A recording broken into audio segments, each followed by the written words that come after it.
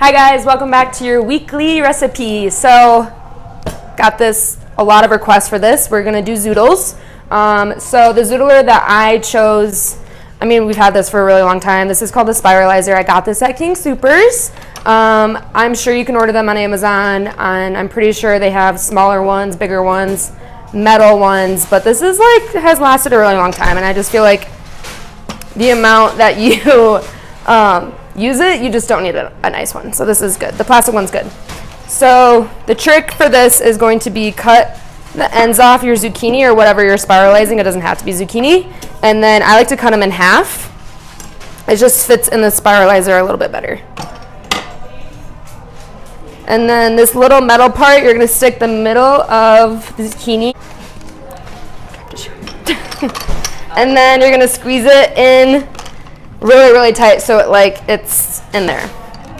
And then you want to, I guess you can see it come out. I'll do it this way so you guys can see it. Spiralize it towards yourself, and then the noodles start coming out. So I'm gonna do all of these, and then I'm gonna put them into a bowl.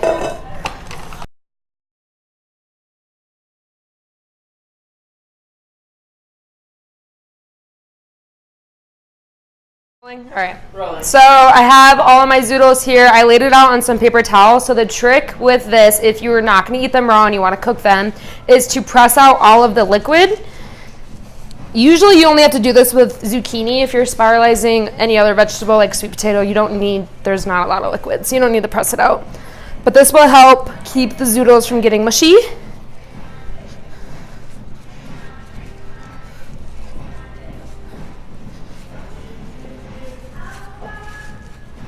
And you don't have to do this any particular way. You can just kind of dab it out, and you can even see where it's wet.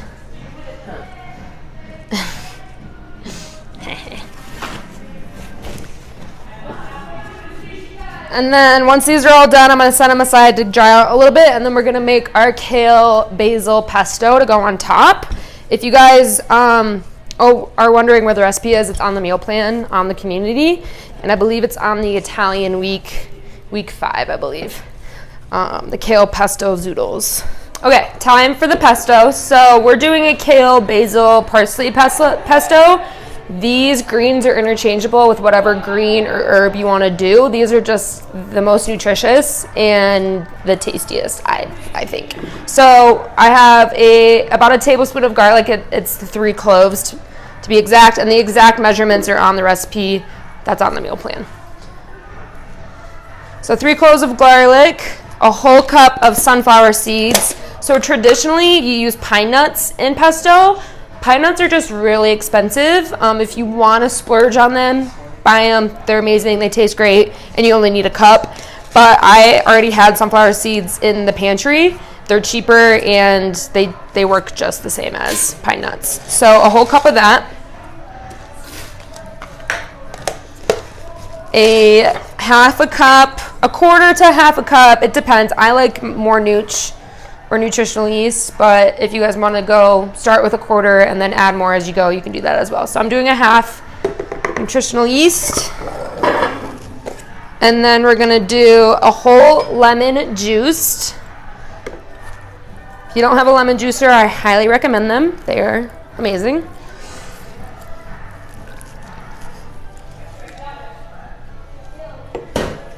Whole lemon.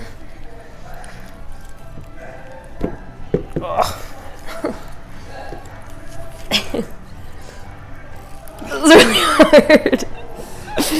Okay. It's a good arm workout. And then a teaspoon of black pepper. If you don't like spice, I would do half the amount. So a teaspoon, and then I'm going to also do a teaspoon of red pepper flakes. I like mine spicy, but if you don't like spicy, just don't do the red pepper flakes and do half the amount of pepper.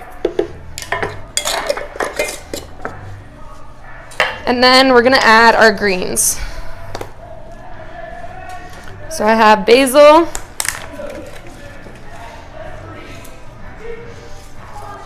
I'm going to do about a cup of each. And basil is like the best herb to use. It actually has the most nutrients out of all of the herbs. And fresh basil just smells really good. So we'll do like a cup of that. These big leaves in there. That'll be good. A cup of kale. So trick with kale is just to slide the leaves off the stem and then pop it right into the blender or food processor. You can even break it up a little. If you don't have a good blender, you can chop them up. So about a cup of that. I did 3 big kale leaves. And then we're gonna do about a half a cup of the parsley. So I just like, again, just to kind of slide the leaves off the stems. It's all right if there's a little bit of stem because it'll get mixed together anyway, but you don't want like that giant thing. And then we're gonna add veggie broth to create a, right. And then I like to add the liquid as I blend. So if you have a blender that you could add, you know, liquid into the lid, that will work as well. So normally in pesto you use oil. It just kind of helps make the consistency, but veggie broth honestly works the exact same. And you don't have all the bad oil in there.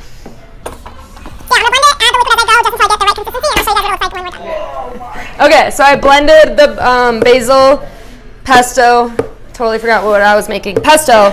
It literally looks super green. Sometimes the amount of greens that you add, it could turn out different colors, but I think it looks really good. It smells really good. Dried out our noodles. I put them in a saute pan. I said earlier that you could eat them raw if you don't have time to cook them or if you just don't care. I like them cooked, but it is a time saver to eat them raw. So. And then if you guys are gonna have leftovers, don't cook them until you're ready to eat, because if you cook them, they'll get mushy. So I'm gonna cook them just honestly until they get warm. I'm not like cooking them down because then they'll just end up like mush. And then I'm gonna add the pesto in at the very last second. I will show you guys the final product. Okay guys, so this is the final zoodle with our kale pesto.